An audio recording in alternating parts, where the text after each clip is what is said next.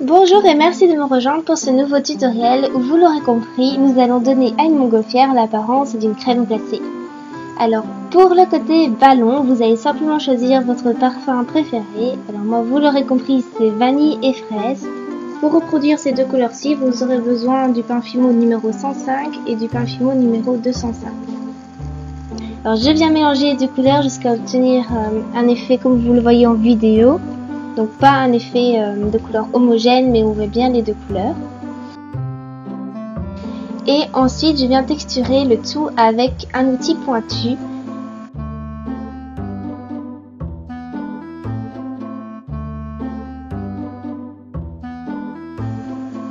Pour finaliser avec ma brosse à dents spéciale Fimo.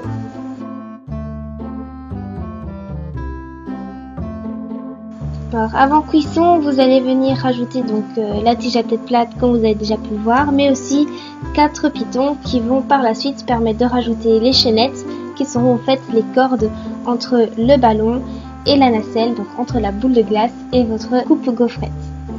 Pour un effet encore plus gourmand, vous allez venir réaliser votre coulis.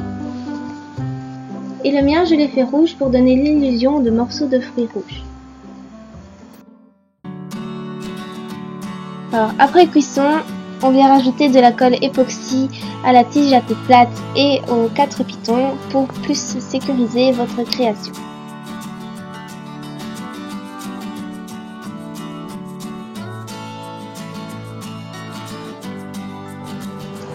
Alors, par contre, ne faites pas comme moi, si jamais vous utilisez la colle époxy ou de la colle forte, évitez de la manipuler directement avec vos mains. Alors comme vous voyez en haut de l'image, j'avais déjà réalisé une coupe gaufrette, seulement elle était trop grande par rapport à ma boule de glace et donc ça ne donnait pas cette illusion de montgolfière. Quand vous allez réaliser votre coupe gaufrette, faites-la bien comme la nacelle, c'est-à-dire plus petite que le ballon, donc plus petite que votre boule.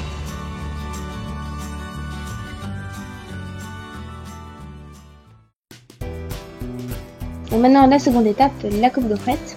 Pour former votre coupe gaufrette, vous aurez besoin de votre moule à gaufres, d'une plaque de Fimo clair ou or ou champagne, peu importe, on va venir lui donner l'effet cuit par après, et d'une plaque de couleur chocolat si vous voulez que votre coupe gaufrette soit recouverte de chocolat à l'intérieur. Vous pouvez tout aussi bien la laisser nature ou même double chocolat ou la recouvrir totalement de chocolat.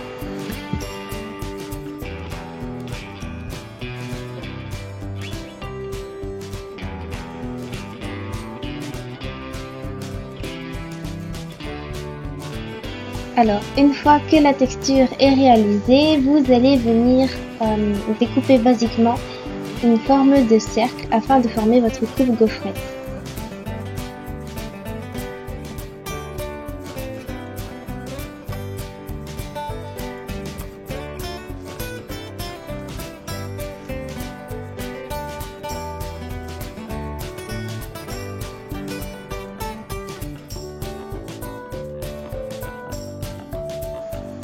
Ensuite, vous allez venir en adoucir les bords.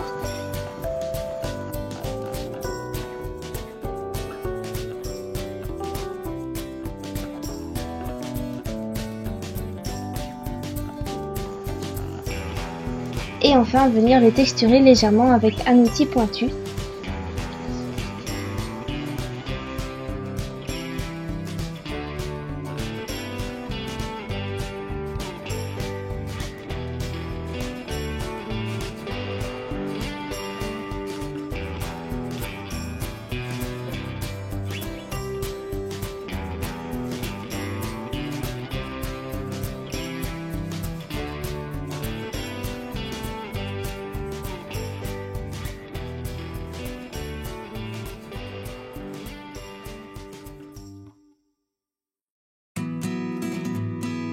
Une fois que c'est fait, on passe à l'étape de l'effet cuit. Pour ça, vous prenez vos pastels ocre et marron. Et on commence toujours par le plus clair, c'est-à-dire l'ocre. Une fois que c'est terminé, vous retournez votre coupe gaufrette et on va venir lui donner cette forme un peu de bol qu'elle a.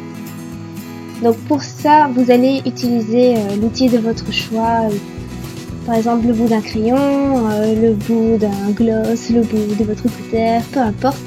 Ça va vous aider au fait à créer plus facilement le côté creux de votre coupe aux gaufrettes. Donc vous allez mettre votre outil que vous aurez choisi au centre du cercle et ensuite venir tout simplement recourber les extrémités du cercle vers celui-ci et ça donnera donc cet effet un peu bol. Et ensuite, pour avoir l'aspect de coupe gaufrette, on va venir pincer les côtés, on va venir créer des côtés en étoile ou en fleurs, ça dépend de la coupe gaufrette que vous souhaitez réaliser.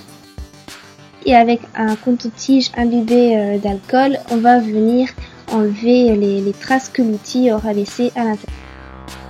Finalement, vous percez 4 trous dans votre coupe fleur gaufrette. Si maintenant vous préférez plutôt les sortes de mini tasses gaufrettes qui existent, alors vous allez faire cette forme-là avec votre pâte. Et pour le précédent, vous allez pouvoir choisir si vous le laissez nature, chocolat ou double chocolat. J'ai choisi pour celui-ci de le faire en goût nature. Pour ça, tout simplement, je viens texturer cette fois les deux côtés de ma pâte.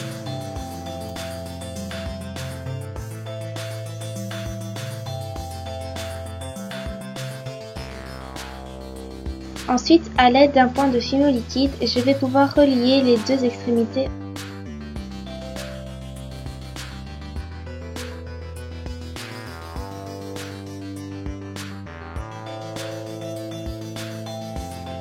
Alors, je découpe ensuite le surplus de pâte et voilà ce que ça vous donne, une forme plus étroite à la base qui va devenir plus large sur son sommet. Donc voilà votre petite tasse gaufrette qui est presque finie.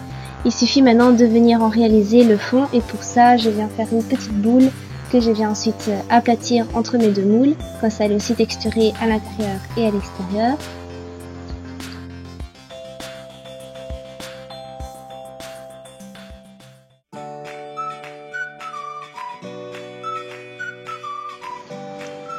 Et une fois l'effet cuit rajouté, je peux venir mettre un point de fimo liquide pour mieux accrocher donc ces deux parties ensemble.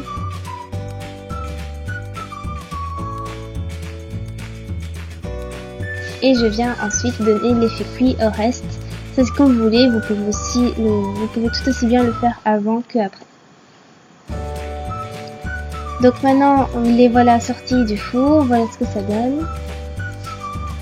Vous choisissez celle que vous avez envie de monter en premier. Moi j'ai choisi la coupe gaufrette.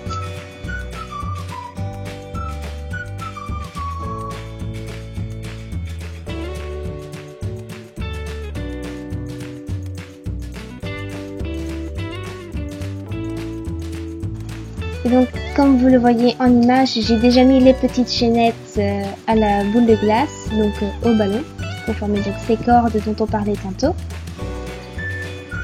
Et donc on vient maintenant rajouter les 4 anneaux à la coupe gaufrette pour pouvoir ainsi finaliser l'aspect montgolfière en reliant votre boule de glace à votre coupe gaufrette, donc en reliant votre ballon à votre nacelle avec des petites chaînettes. Donc voilà le résultat. Je vous remercie de m'avoir suivi pour cette nouvelle vidéo et je vous dis à très bientôt.